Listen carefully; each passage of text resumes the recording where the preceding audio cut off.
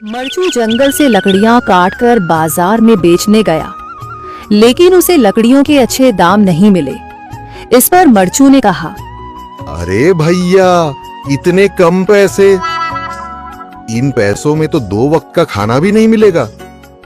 आप मुझे बहुत ही कम पैसे देते हैं।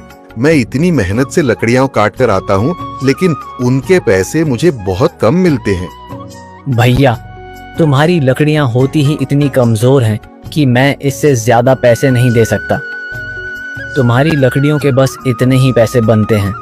अरे भैया, कुछ ज्यादा कर दो ना। वो क्या है ना कि इन पैसों का तो कुछ भी नहीं आता। मैं अपनी जिंदगी कैसे गुजारूंगा?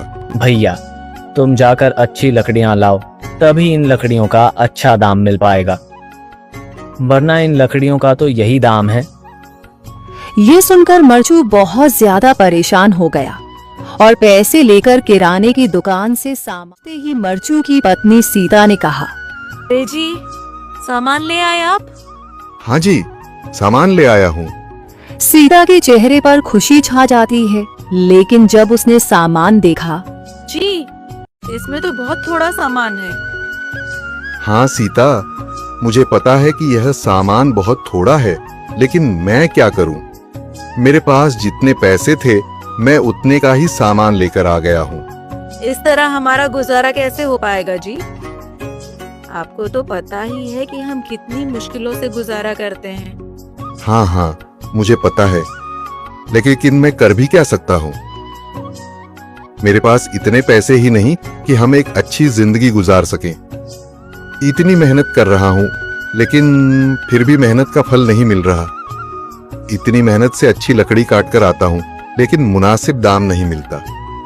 मैं तो बहुत परेशान हूँ। क्या करूं?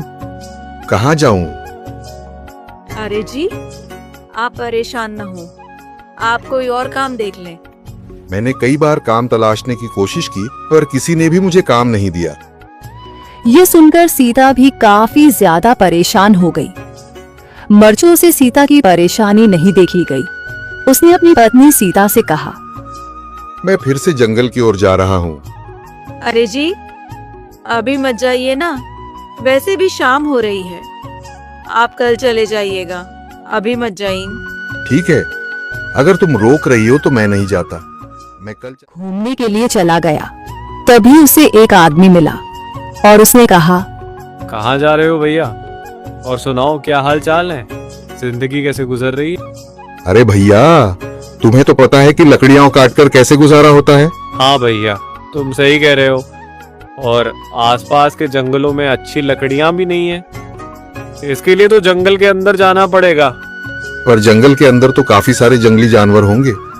मुझे बहुत डर लगता है भैया। मैं जंगल में कैसे जाऊंगा? हाँ भैया, जंगली जानवर तो होंगे, लेकिन अच्छी लकड़ियां तो वहीं से ही मिलेंगी। ये सुनकर मरचू बहुत ज्यादा परेशान हो गया। वह आदमी बिल्कुल ठीक कह रहा था। जंगल के किनारे की सारी लकड़ियां कट चुकी थीं। अब सिर्फ जंगल के अंदर ही अच्छी लकड़ियां बची थीं। अब लकड़ियां काटने जंगल की ओर चल पड़ा। जंगल में अरे, यहाँ पर तो लकड़ियां ही नहीं हैं। वो आदमी सही कह रहा था। लकड़ियों के लिए तो जंगल के अंदर ही जाना पड़ेगा। और जंगल के अंदर जाना क्या सही रहेगा? मुझे तो बहुत डर लग रहा है, क्योंकि वहां पर तो काफी सारे जंगली जानवर होंगे जो खतरनाक होंगे। अगर आज मैं जंगल के अंदर नहीं गया तो मैं आज घर पैसे लेकर नहीं जा सकूंगा। और फिर जब पैसे नहीं होंगे तो गुजारा कैसे होगा?